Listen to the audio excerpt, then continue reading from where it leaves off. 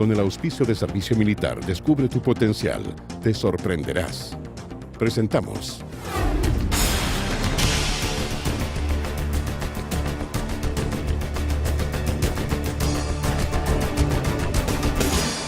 Arcatel Noticias. ¿Cómo están? El saludo para las 22 estaciones que nos acompañan a esta hora en la entrevista de este día domingo a través de todas las regiones en la red Arcatel. Hoy estamos con el ministro de Salud, Jaime Mañalich, que nos acompaña. Ministro, ¿cómo está? Muy buenas noches, don Carlos. ¿Cómo está usted?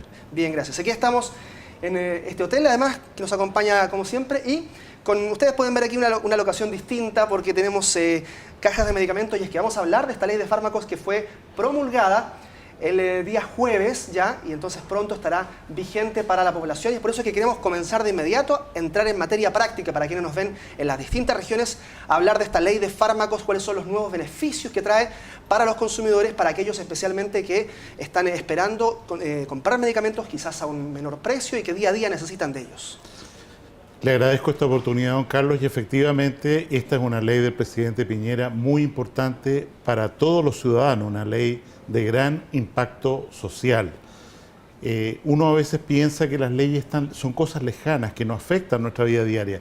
Esta ley de fármacos afecta para bien la vida diaria de millones de personas. ¿Por qué?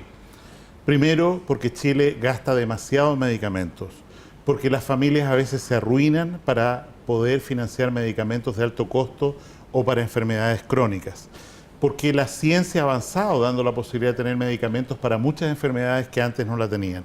Y era necesario entonces tener una gran ley de fármacos que significara que las personas concretas tienen un beneficio. ¿Cuáles beneficios? Cuando una persona va al médico y recibe una receta de un medicamento, y perdón que use una ayuda acá, no hay problema, y recibe un medicamento, a diferencia de lo que pasa hoy día, el médico está obligado a indicar el nombre genérico del medicamento, la denominación común internacional. Muy importante para lo que voy a señalar a continuación. Y además tiene que señalar la dosis total de medicamentos que le prescribe esa persona, sean 6 cápsulas, 8 cápsulas, 12 comprimidos, pero no una caja sino el número exacto de dosis que la persona necesita. Más allá de que la persona quiera comprar la caja completa o no, por ejemplo. Más allá o sea, exactamente lo que la persona necesita según el médico. Si necesita 7 días de tratamiento, 2 cápsulas diarias, aquí tiene que decir que son 14 cápsulas. La persona va con esta receta a la farmacia y lo que ocurre es que pregunta, ¿usted tiene medicamentos bioequivalentes certificados? Quiero recordar que ya tenemos 320 medicamentos certificados por el Instituto de Salud Pública como bioequivalentes, o sea, han rendido una prueba de calidad que dice que su efecto es el mismo que el medicamento original, a pesar de que cuestan 1/10, 1/20. O sea, por una caja del medicamento original, la persona puede comprar 10 o 20 cajas, que como se vende hoy día, del medicamento que es bioequivalente. Y la persona puede en la farmacia entonces decir, sabe, no voy a llevar la marca que me prescribió el doctor, sino que voy a llevar este medicamento que vale mucho menos que el otro y que tengo la garantía a través de este sello de bioequivalencia que está presente en todos los medicamentos que tienen certificada la bioequivalencia, está presente acá y le dice, este medicamento tiene una garantía de calidad, lléveselo con confianza. Ahora, ¿cómo certificamos fiscalización en ese sentido? Fiscalización primero para los médicos que deben escribir esta marca bioequivalente en la receta. ¿Cómo fiscalizamos que ellos tengan que hacer esto? En primer lugar, y de nuevo, desde el punto de vista del derecho ciudadano, el primer fiscalizador es el propio paciente, que tiene que exigir, por favor, anóteme. Pero si no ocurriera así, esto va a estar sujeto a control de la autoridad en la Agencia Nacional de Medicamentos en el Instituto de Salud Pública. Y si efectivamente el médico no indica el nombre genérico del medicamento, él comete una falta que es perseguible desde el punto de vista de un sumario sanitario, multas y todo lo que corresponde. Yo espero que igual como ya nos ocurrió con la ley de tabaco, esta ley realmente caiga en terreno fértil para que los propios ciudadanos, como ya está empezando a ocurrir, digan cuál es el nombre genérico de este medicamento. Y por otro lado, la fiscalización entonces en las farmacias. ¿Cómo fiscalizamos que las empresas farmacéuticas tengan el stock definido de estos bioequivalentes? Esto es muy importante porque hoy día una persona va a la farmacia y se encuentra con la respuesta, efectivamente, existe, creo, un medicamento bioequivalente, pero nosotros no lo tenemos. Entonces llévese este otro que es mucho más caro. A partir de la vigencia de esta ley, las farmacias tienen que obligatoriamente tener todo el stock de medicamentos bioequivalentes, 320, 350, los que fuere. Nosotros calculamos que a fines del año 2015, esto van a ser 1000 medicamentos bioequivalentes certificados. De manera tal que esta respuesta habitual de la farmacia no lo tenemos, ya no va a ser posible. Y si la persona le dicen eso, tiene que inmediatamente interponer la denuncia que corresponde ante la Seremi o el Instituto de Salud Pública para que se hagan las sanciones del caso. Quiero señalar que además esta ley prevé una fiscalización extraordinaria en manos de la Agencia Nacional de Medicamentos para que efectivamente haya controles preventivos que garanticen que estos medicamentos bioequivalentes están en stock en las farmacias del país. Ahora, uno siempre comenta, echa la ley, echa la trampa, y muchas veces las farmacéuticas pueden apelar, por ejemplo, a que efectivamente hay personas, y en redes sociales se ha denunciado incluso, que van a comprar 2 unidades de un medicamento genérico y solo les venden una porque es la última que tienen, y 2 horas después le venden a la misma persona incluso otra porque de nuevo es la última que tienen. Eso ya va en el espíritu de la ley, ¿no? ¿Es solo apelar a la conciencia de los farmacéuticos? No. El stock de medicamentos tiene que estar presente. Y si la persona le dice no, en el mejor de los casos le dirán, lo tenemos a la tarde, se lo encargamos. Perfecto. Pero la farmacia tiene la obligación de responder con la entrega de los medicamentos bioequivalentes al precio, porque todo medicamento, de acuerdo a esta ley, va a tener su precio impreso en la caja. Ya no hay de que ahora cuesta más, menos, la oferta del día, esto, lo otro, o el acuerdo entre distintas farmacias, como desgraciadamente sabemos que ha ocurrido en el pasado. El precio del medicamento va a tener que estar incluido junto con la marca, si es que existe, y muy sobre todo cuál es la denominación genérica internacional del medicamento que contiene esta caja. Perfecto. Hay ciertas voces críticas en algún momento, como en todo, por supuesto, que hablan de que esta legislación nueva, esta nueva ley de fármacos, se centra mucho en el precio de los productos y no, por ejemplo, en el alcance geográfico. ¿Cómo vamos a hacer que esta ley de bioequivalentes, ley de genéricos, en definitiva, pueda lograr llegar al alcance a zonas aisladas del país, por ejemplo, zonas que no tengan farmacias en ese caso? En primer lugar, respecto al precio, yo no quiero minimizar lo que significa, porque esto es el gasto más importante de bolsillo de las familias más vulnerables.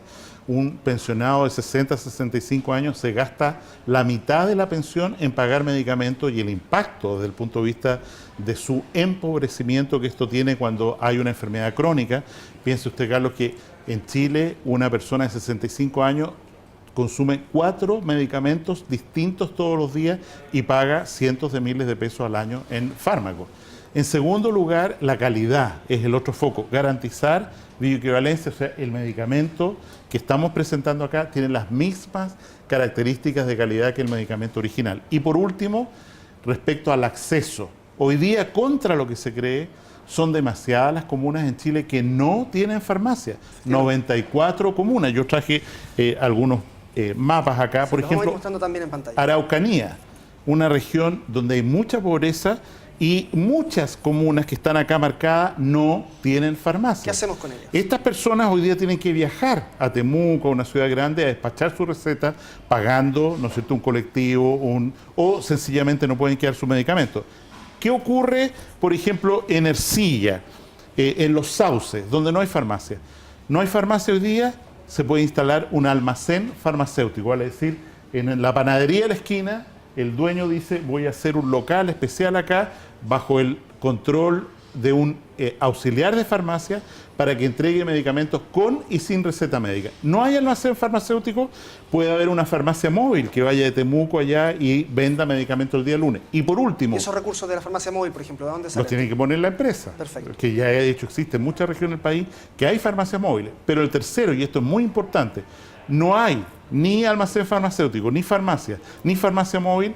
El Estado asume una responsabilidad y dice, yo, Estado, voy a vender estos medicamentos en la red pública de salud, en los centros de salud familiar de Ercilla, por ejemplo, que se inauguró hace muy poco. Allí se va a poner una farmacia estatal para vender medicamentos a la comunidad al mismo precio que le cuesta a ese centro de salud traerlos desde Senabast para que las personas que viven en Ercilla tengan acceso a sus fármacos. Ahora, dentro de toda esta oferta nueva que va a haber para, por ejemplo, comunas más aisladas, se habla del mercado de los medicamentos. ¿Esta ley nueva debiese influir en que baje completamente o al menos en promedio los precios de los medicamentos del mercado farmacéutico en general o no necesariamente repercute? O sea, como usted ha dicho, uno de los objetivos esenciales de esta ley es disminuir el gasto tanto del Estado a través de FONASA, Senabast, porque el Estado entrega muchos medicamentos gratuitos y a través de lo que gastan las personas de bolsillo en comprar medicamentos. ¿Cuánto? Nosotros estimamos que la reducción de precio en la canasta familiar va a ser del orden del 50% de reducción con la vigencia de esta ley. ¿Cuántos medicamentos bioequivalentes entonces, para reiterar la pregunta, van a estar disponibles ya a partir de la entrada en vigencia de la ley? Hoy día hay disponibles, y si de hecho uno va a algunas farmacias, hay algunos estantes que dicen medicamentos bioequivalentes, disponibles 320 con calidad certificada, bioequivalencia demostrada.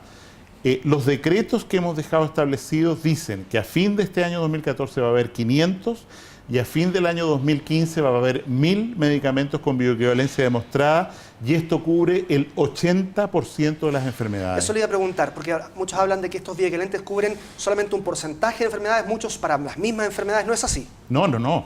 El objetivo de esta ley es producir un bien público enorme y es por eso que es importante que todas aquellas enfermedades crónicas o aquellas enfermedades que tienen medicamentos muy caros realmente sean objeto de esta ley para que la gente pague menos y tenga medicamentos de calidad certificada. Perfecto. Hay algunos puntos todavía que nos quedan por aclarar de esta ley de fármacos respecto, por ejemplo, de la venta en góndolas también. Vamos a hablar de eso y algunos otros temas más al regreso de esta pausa. Quédese con nosotros.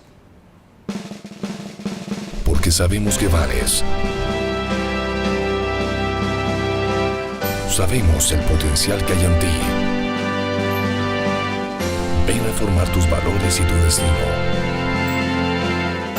Que tu horizonte no tenga límites.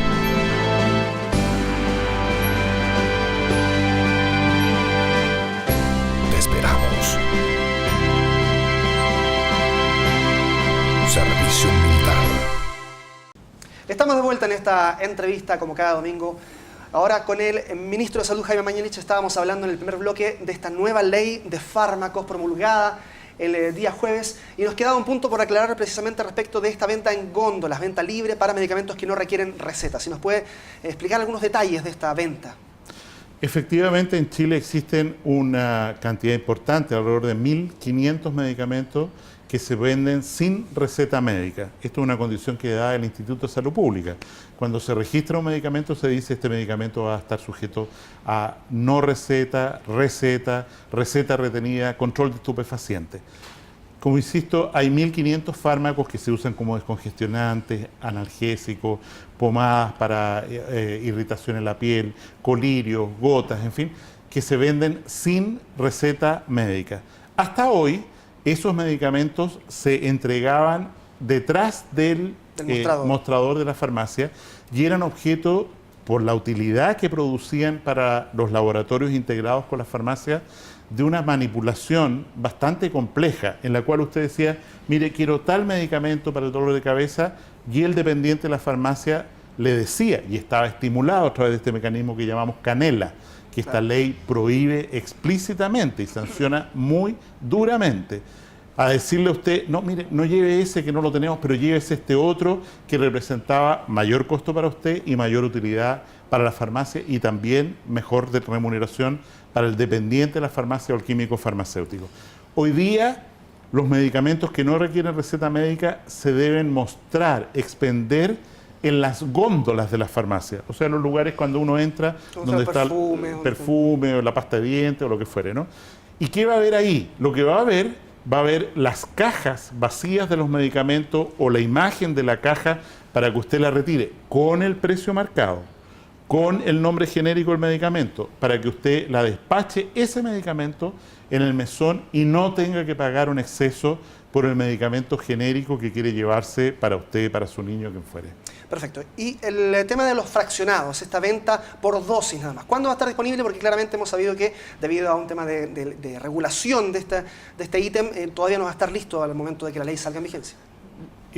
Podría estar listo, la ley tiene vigencia inmediata, pero esto quedó sujeto a un reglamento y haciendo una evaluación de la situación de las farmacias del país, que es donde se debe fraccionar los medicamentos para su entrega en dosis unitaria, nos parece prudente darles un plazo de 6 meses para que las farmacias en agosto, septiembre más tardar, empiecen a entregar los medicamentos en dosis unitaria.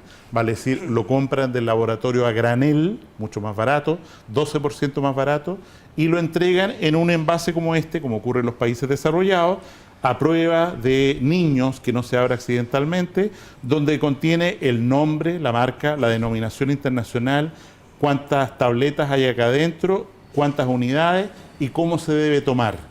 De manera tal que usted se lleve solo a la casa los medicamentos que realmente le ha indicado su médico. ¿Con qué objeto? Primero, que no pague de más. Hoy día el médico le dice, mire, tiene que usar 15 cápsulas, la caja trae 20, trae 28, paga, ¿no es cierto?, 10 o lo que fuere cápsulas de más. Tiene que tomar 30 días este medicamento, una caja le alcanza para 20, tiene que comprar otra y ahí queda. O sea, un sobreprecio indebido por un medicamento que usted no necesita. Y segundo, muy importante, en Chile desgraciadamente tenemos que lamentar todos los días intoxicaciones accidentales por medicamentos que a veces son muy peligrosos de parte de los niños. ¿Y por qué ocurre esto? Porque usted se lleva la caja del medicamento y la deja allí en un velador, en el botiquín, con 10 cápsulas de un medicamento que produce sueño, que es un antiepiléptico, que es un antidepresivo, que hace bajar el azúcar en la sangre, o sea que puede tener riesgos muy grandes para un niño y de hecho desgraciadamente ocurre. Con esta forma de entregar medicamentos, usted va a consumir solo los que necesita y no van a quedar al alcance de otros menores, sobre todo, insisto, medicamentos que pueden ser muy peligrosos para ellos. Este decreto entra en vigencia, como digo, 6 meses después de la promulgación a través del Diario Oficial de la ley, de la publicación en el Diario Oficial, que calculamos va a ocurrir a mediados de febrero. Entonces, digamos en agosto, ¿qué medicamentos tienen que entregarse en dosis unitarias? Los medicamentos para el control del azúcar en la sangre, que están indicados en la diabetes, pero que son muy peligrosos para alguien que los toma y que le puede bajar el azúcar en la sangre accidentalmente. Y 2, todos los medicamentos que se usan para salud mental, medicamentos para dormir, antidepresivos, medicamentos también muy riesgosos para los menores. Y esto va a ser progresivo y nosotros calculamos que a fines del año 2015 todos los medicamentos que se expendan en el país que requieren receta médica van a ser entregados en dosis unitaria. Usted se lleva exactamente lo que necesita. Perfecto. Vamos a dejar un momento la ley de fármacos porque hay una noticia que esta semana se reveló respecto de que la ISAPRE Más Vida finalmente accedió a costear la enfermedad de Sergio Neira, este joven que apareció más bien en redes sociales, como con un video incluso donde denunciaba que la ISAPRE no quería costear su enfermedad. Esta enfermedad del HPN, que era una enfermedad que costaba 35 millones de pesos mensuales aproximadamente lograr financiarla. ¿Cuántos de esos casos se dan y en definitiva cómo es posible ir regulando este sistema para que pueda haber una cobertura de enfermedades catastróficas, enfermedades raras también, pero en el sistema privado incluso? Respecto a este tema, nosotros hemos incluido en la ley de presupuesto del año 2014 el fondo Ricarte Soto, que lleva el nombre de este gran periodista que desgraciadamente ha fallecido ya producto de una enfermedad crónica, y que significa un fondo de 36 millones de dólares para este tipo de casos, enfermedades metabólicas en los niños, enfermedades de alto costo en adultos, cáncer, para que las personas reciban este medicamento y no se arruinen o no pierdan la vida cuando hay un medicamento que les puede servir. Quisimos, a través de la ley del Plan Garantizado de Salud o de la reforma del sistema ISAPRE, mensaje que envió el presidente de la República, quisimos generar un fondo idéntico en el sistema ISAPRE, porque el Estado no tiene marco jurídico para hacerse cargo del financiamiento de la salud de alguien que cotiza o ha elegido libremente el sistema del seguro privado. Desgraciadamente, esta ley, que tenía un componente, insisto, muy importante en la seguridad de las personas para no quedar arruinadas producto de tener que necesitar este tipo de medicamentos, como es el caso del joven que usted menciona, del paciente que usted menciona, ha quedado para tramitación en un próximo gobierno y tendremos que esperar. Y mientras tanto, casos tan dramáticos como este, desafortunadamente, van a tener que seguirse resolviendo a través de la justicia. Sí, mucho se habló de hecho de que la ley Ricardo Soto fue muy icónica, fue prácticamente un símbolo y que lamentablemente quedó truncada. ¿No hubo posibilidad de insistir en la posibilidad de legislar de forma más rápida? No, no quedó truncada. Nosotros introdujimos, y esa fue la manera más rápida de hacerlo, a través de glosas específicas en la ley de presupuesto del año 2014, que es una ley. Claro. Este Fondo para Medicamentos Ricardo Soto. Una ley ya entera de esta naturaleza va a tomar 2 o 3 años de discusión en el Parlamento y nosotros nos parece que los pacientes no podían esperar ese periodo y que teníamos que hacerlo ahora ya. Por otra parte, el próximo gobierno, ya está elegida la próxima presidenta de la República, ha sido muy vehemente, insistente en que nosotros no dejemos como gobierno leyes de amarre que comprometan gasto fiscal. Y en ese contexto, a nosotros nos ha parecido de toda prudencia que esta ley que está hoy día en la Secretaría General de la Presidencia sea validada por el próximo gobierno y enviada al Parlamento para su discusión, que ojalá sea muy rápida. ¿Sabe usted si hay algún compromiso dentro, por ejemplo, de los primeros 100 días, la medida, o todavía no hay nada? Formalmente no hay ningún compromiso, solamente en la campaña se mencionó que se iba a legislar en esta materia, pero insisto, ha sido tan ardua la discusión respecto a los fondos de libre disposición con los que debe contar el próximo gobierno para iniciar su periodo presidencial, que cualquier proyecto de ley que pueda disminuir esos fondos, nos parece prudente que sea una decisión que tome el próximo gobierno de cómo hacerlo. Perfecto, ministro. Pero, insisto, esto ya es ley de la República. El Fondo Ricardo Soto existe desde el 1 de enero de este año. Nosotros estamos entregando medicamentos para niños que tienen enfermedades raras, para pacientes que tienen... Hay un comité de expertos construido por decreto supremo en el Ministerio de Salud que está reuniéndose cada 15 días para decidir a quiénes se le entregan estos recursos, y en ese sentido la ciudadanía tiene que estar tranquila en cuanto a que los beneficiarios del sector público, FONASA, tienen acceso expedito a este Fondo Nacional de Medicamentos Ricardo Soto. Ministro Mañalich, vamos a hacer una pausa, pero en breve estamos de vuelta para seguir conversando de la realidad del sistema de salud en regiones, las proyecciones para el próximo gobierno. De todo eso y más conversamos al regreso. Porque sabemos que vales. Sabemos el potencial que hay en ti. Ven a formar tus valores y tu destino. Que tu horizonte no tenga límites.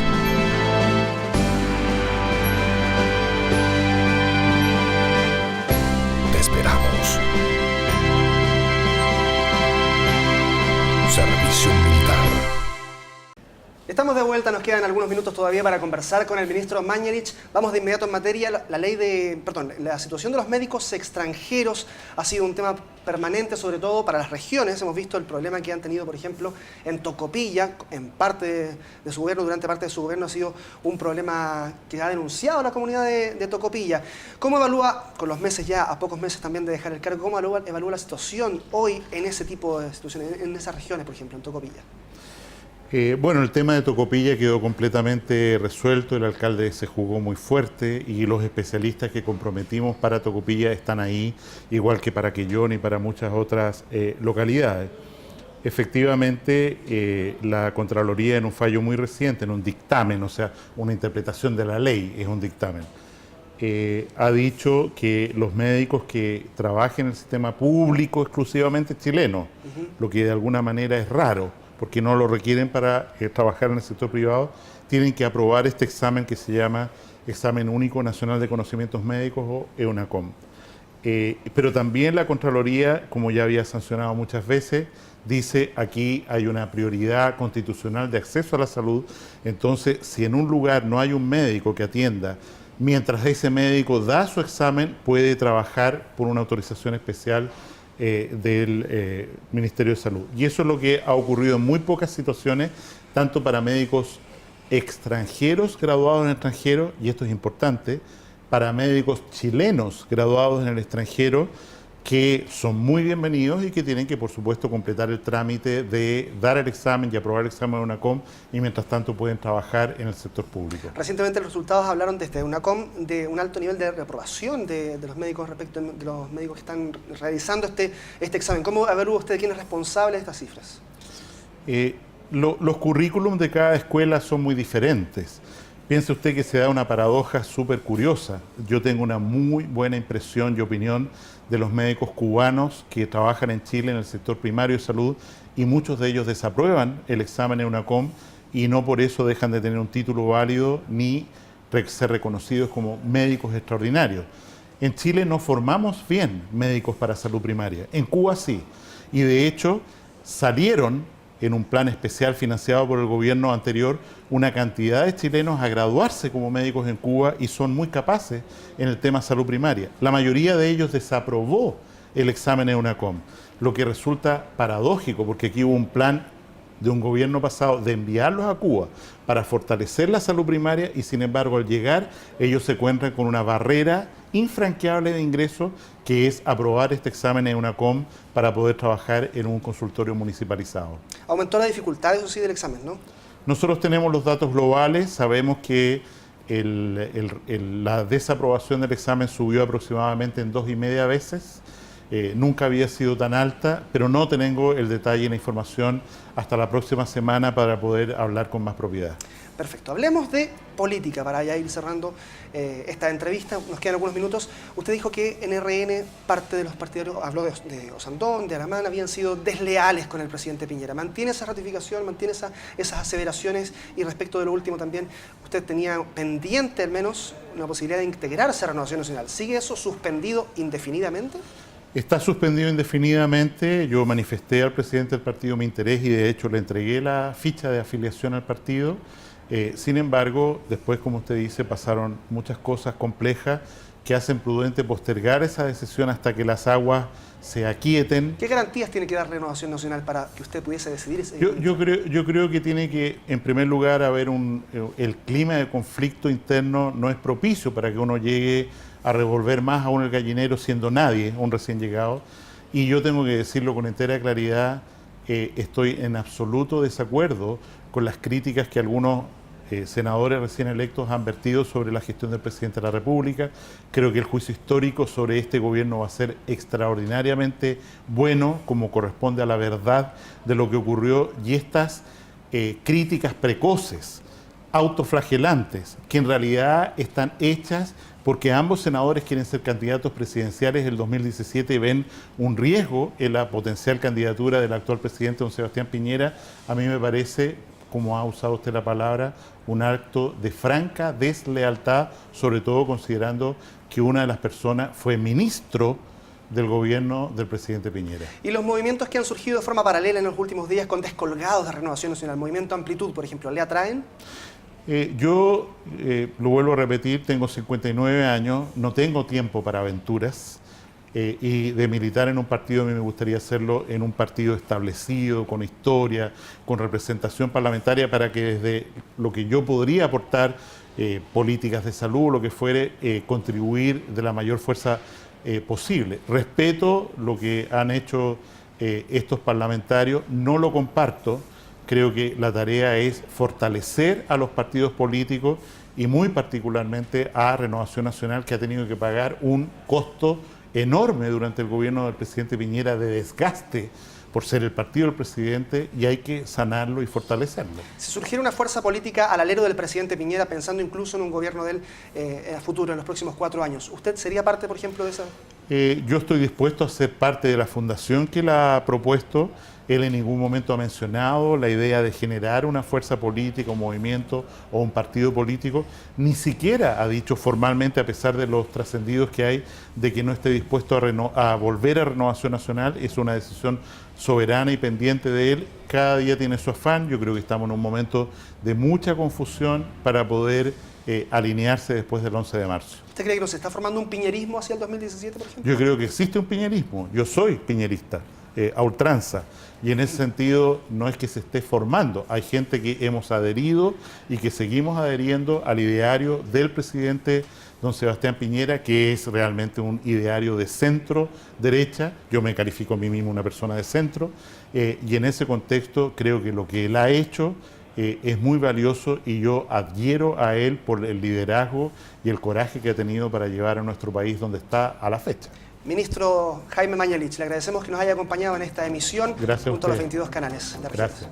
Y a ustedes, por supuesto, la invitación a que sigan junto a nosotros, sigan en sintonía, y también a que nos acompañen en una próxima entrevista de Alcatel Noticias. Que estén muy bien. Con el auspicio de Servicio Militar, descubre tu potencial. Te sorprenderás. Hemos presentado